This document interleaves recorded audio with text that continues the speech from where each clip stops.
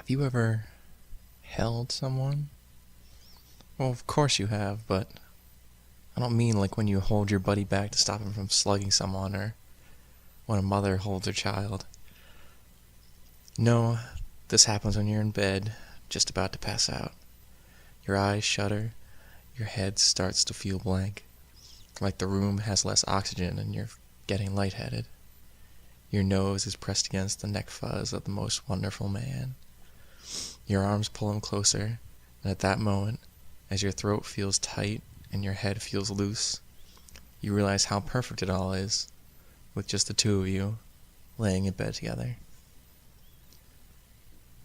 And then comes that terrible waking. The morning I woke and he was gone. Empty bed, empty apartment, empty city. Nothing cute.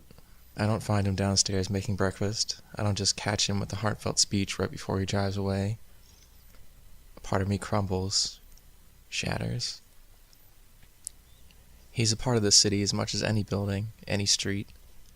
Now it seems empty except for the memories.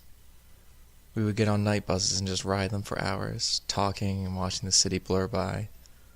I feel his presence everywhere. Now I fear the sunset. When the sun goes down, I remember everything we did together, everything that happened in those night hours. I went out searching for him, on foot, through the streets. I didn't know what else to do. It was a mistake. Houses upon houses, they only made me question myself. He could be in any one of them, I thought, just visiting a friend, or a contact, or a dealer, or another boyfriend. His bag was gone, though. He wouldn't stay in Pittsburgh in spite of me, I thought, even though I felt him everywhere. We had met on some benches after one of my classes. He said he was here on business.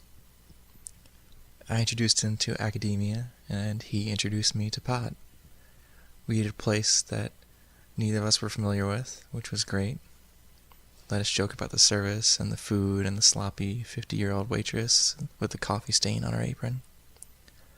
I said it reminded me of Andy Reid's head. The place is closed since. I kept walking, kept looking. There were too many signs about open housing. Maybe he was going to surprise me by renting a place, by moving here. I stood on someone's porch for a while. Maybe he'll ask me to move in with him. Maybe I need a change of scenery from that back alley apartment. After our third date, he asked if he could borrow some money.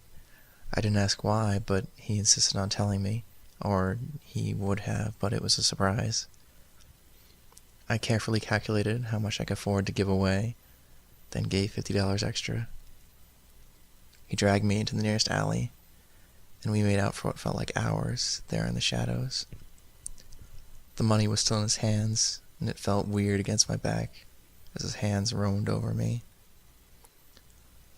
I eventually knocked on the stranger's door, lightly at first, but soon my fist throbbed as I pounded against the barrier's wood, begging them to let me in, to let me see him.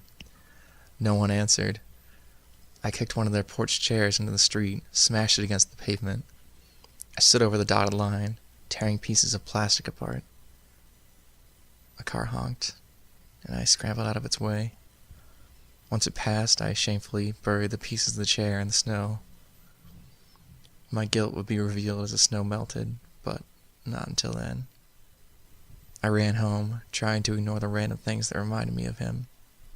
A beer bottle sunk into the snow, a housing cart, nearly every single car. I remember talking on the porch after our third date. It was late at night, and we could see across the rooftops of the city. I remember talking more than I should. I told him about my strict mother, and my lazy boy dad, and my disabled sister. I told him that I wanted to teach middle school, though I secretly still wished I could be an astronaut.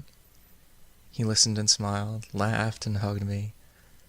I found out he had a business internship in New York, but it wasn't until summer, he said. By the time I got home, my throat felt tight and my head loose. The day had grown unexpectedly warm, and the alley was a mess. I couldn't find the energy to care. I sat on the balcony for a while and just watched the city.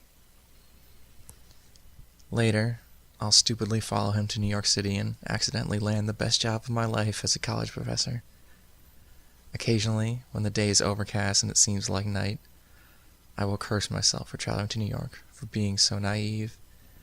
Every once in a while, I will see someone like him in the streets, and I will be tempted to either punch him square in the face or take him home with me. Sometimes I do. But it won't be the same, and I will be simultaneously thankful and miserable because of that. But I will be thankful for the life I have. For now, though, it's 2 more years of being lovesick in Pittsburgh.